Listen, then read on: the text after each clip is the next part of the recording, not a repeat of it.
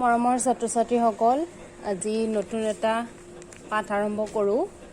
পাঠটো এটা কবিতা আছে, লেসন 6 ষ্টপিং বাই উচ অন এ স্নোই ইভিনিং। ৰবাৰ্ট ফৰ্ষ্টে লিখা কবিতাটোৰ নাম হৈছে ষ্টপিং বাই উচ অন এ স্নোই ইভিনিং। এটা বৰফ পৰা গধূলিত জংঘলৰ ওচৰত ৰোৱা, সেইটো বুজাইছে। এটা বৰফ পৰা স্নোই ইভিনিং মানে বৰফ পৰি থকা এটা আবেলি কবিয়ে এখন জংঘলৰ ওচৰত ৰৈছে। হলে এতিয়া the poet Robert Frost March 26, 1874 তেওঁৰ জন্ম তাৰিখ দিছে আৰু তেওঁৰ মৃত্যু তাৰিখ দিছে জানুৱাৰী 29, 1963। ৰবাৰ্ট ফ্ৰষ্ট আছিল ৱাজ এন আমেৰিকান পয়েট। তেওঁ আমেৰিকাৰ কবি আছিল। He is known for his realistic depictions of rural life. তেওঁ গ্ৰাম্য জীৱনৰ ওপৰত কবিতা লিখিছিল আৰু গ্ৰাম্য জীৱনৰ ওপৰত যি বাস্তৱ কাহিনী, সেই কাহিনীক বেছ কৰি তেওঁ যিবোৰ কবিতা লিখে সেই কবিতাৰ কাৰণে তেওঁ ফেমাছ।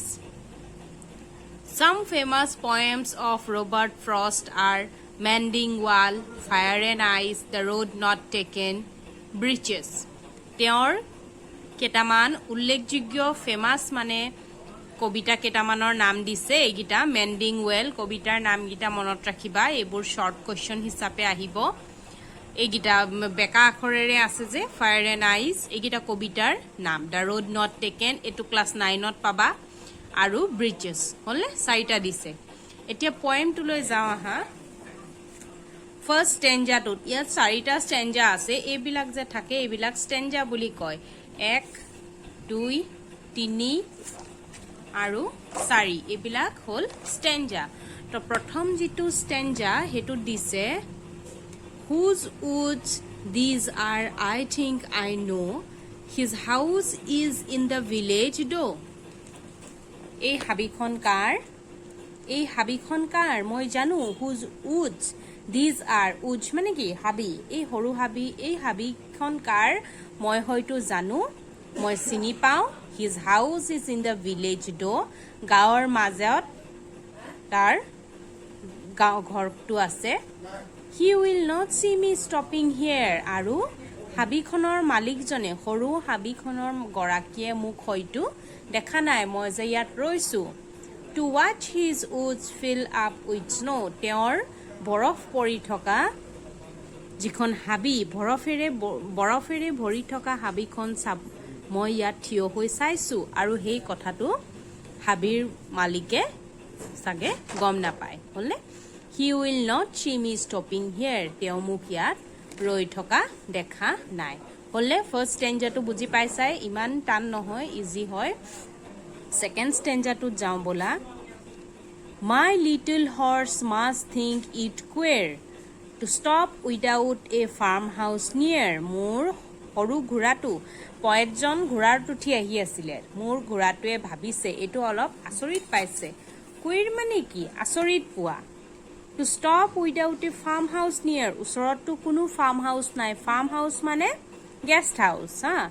ওচৰতটো কোনো গেষ্ট হাউচ নাই। মই যে ইয়াত ৰলো, সেই ৰোৱাৰ কাৰণে মোৰ ঘোঁৰাটো অলপ আচৰিত হৈছে।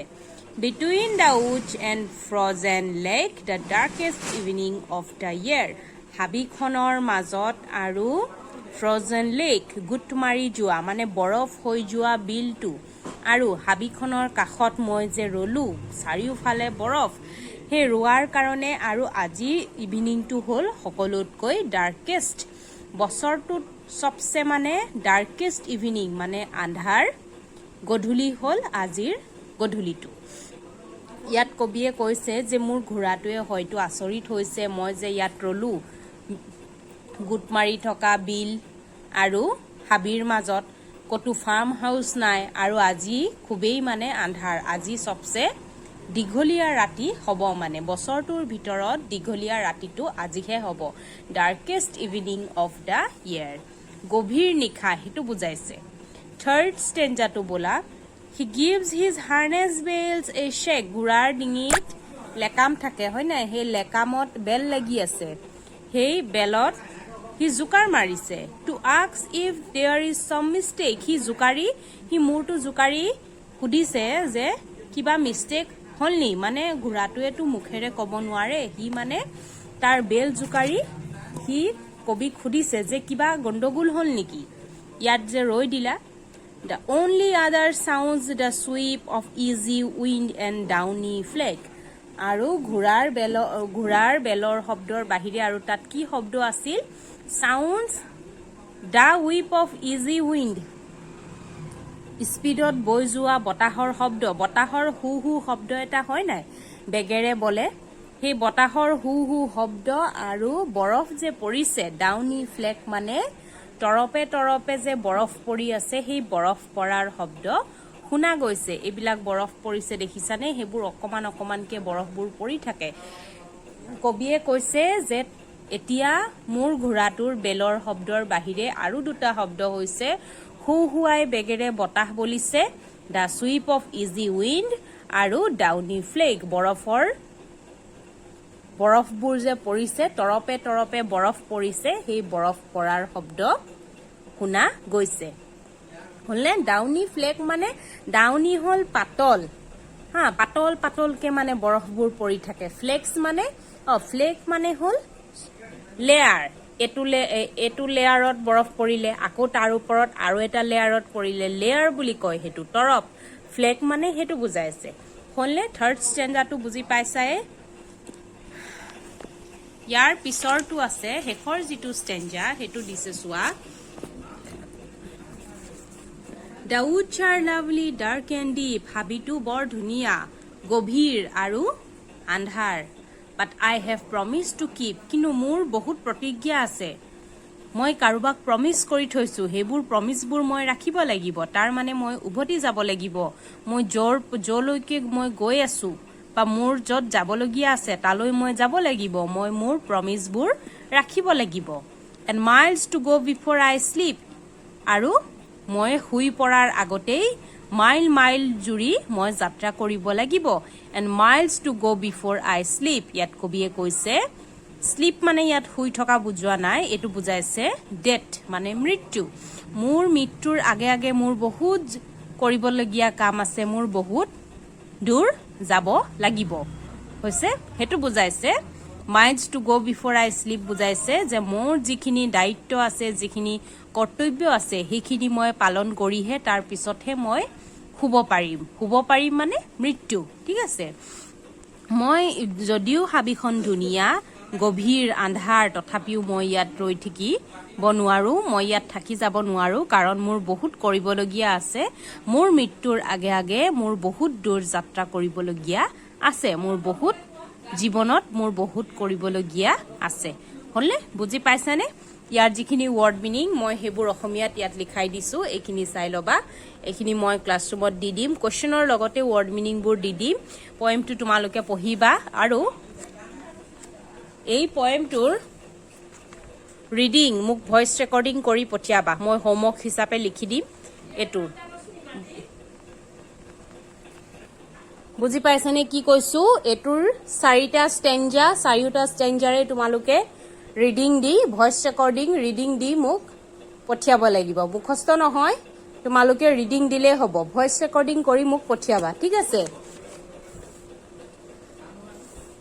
সামাৰিটো চাই লওঁ ইয়াত ওয়াৰ্ড মিনিংবোৰ দিছে উডছ মানে স্মল ফৰেষ্ট সৰু হাবি কুৱেৰ মানে ষ্ট্ৰেঞ্জ আচৰিত অচিনাকি ফাৰ্ম হাউস মানে a house on a farm খেতিৰ মাজতো কেতিয়াবা জিৰাবলৈ ঘৰ সাজি দিয়ে হেতুক ফাৰ্ম হাউস বুলি কয় ফ্ৰজেন মানে with a layer of ice on the surface মাটিত যে বৰফৰ এটা মানে এনেকে বগাকে যে তৰপ পৰে হেতু কথা কৈছে ফ্ৰজেন গুটমাৰা বুজাইছে সুইপ মানে movement of wind over the woods হাবিৰ মাজেৰে বতাহ যে বৈ যায় যে হেতুকে সুইপ বুলি কয় ডাউনি মানে covered in something very soft পাতলা আবৰণ পাতলকে ঢাকি থৈছে হেতুক ডাউনি ফ্লেক মানে small and thin pieces of something here snow বৰফৰ সৰু সৰু টুকুৰা লেয়াৰ বৰফৰ লেয়াৰবোৰ পাতলা পাতলা Promises. Here it means duties and responsibility. ইয়াত promise বুজাইছে মানুহৰ যিবোৰ দায়িত্ব আৰু কৰ্তব্য হেবিলাক. Sleep. Here it means death. মই কৈছিলো sleep মানে হুৱা বুজোৱা নাই. ইয়াত বুজাইছে death মৃত্যু হুৱা. Summary to চাই যাবা মানে poemটোৱে কি কৈছে হেখিনি কথাকে summary বুলি কয়. হেখিনিকে দিছে ইংলিশত. In this poem, the speaker is driving a horse-drawn carriage. কবিতাটোত কবিয়ে ঘোঁৰাগাড়ী কঢ়িয়াই ফুৰিছে. He stops between a frozen lake and snow-covered forest. তেওঁ এটা গুটমাৰি যোৱা বিল লেক মানে হ্ৰদ বিল বুলিয়ে গম বুজি থোৱা গুটমাৰি যোৱা বিল আৰু বৰফে আবৃত হাবিৰ মাজত তেওঁ ৰৈ আছে. He believes that he knows the owner of the woods who lives in a village nearby. তেওঁ বিশ্বাস কৰে যে তেওঁ হাবিৰ গৰাকীক তেওঁ চিনি পায় যিজন গাঁৱৰ ওচৰৰ গাঁৱতে বাস কৰে. The horse become anxious to see its owner stop suddenly because there is no farmhouse near the woods.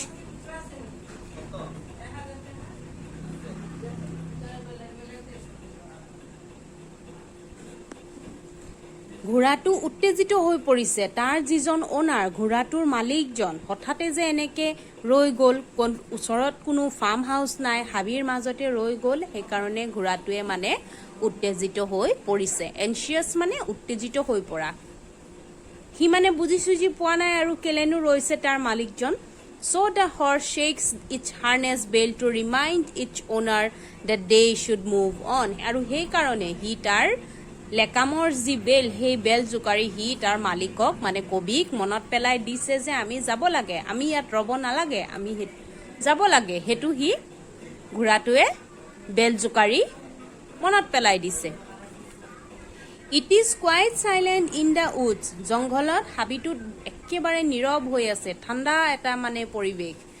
Apart from the ringing of the harness bells, the only other sound is of the wind and the downy flakes. ঘোঁৰাৰ বেলৰ বাহিৰে আৰু কি শব্দ দুটা আছিলে চাৰিওফালে মানে নিতাল মাৰি আছে তো অকল তিনটা শব্দই তাত শুনা গৈছে. ঘোঁৰাৰ বেল তাৰপিছত হুহুৱাই যোৱা বতাহ আৰু লাহে লাহে লেয়াৰ বাই লেয়াৰ পৰা বৰফ ডাউনি ফ্লেক্স বৰফ পৰিছে লেয়াৰ ৱাইজ তেনেকে. Though the woods are lovely, the speaker cannot stay there for long because he has many other duties to perform before it gets dark.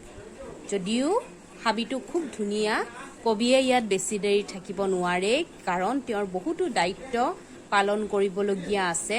আন্ধাৰ হোৱাৰ আগে আগে তেওঁ উভতি যাব লাগিব. Likewise, we cannot stop anywhere for long in the journey of our life. ঠিক তেনেকৈ আমি আমাৰ জীৱনত কোনো ঠাইতে লাগি ধৰি থাকিব নোৱাৰো.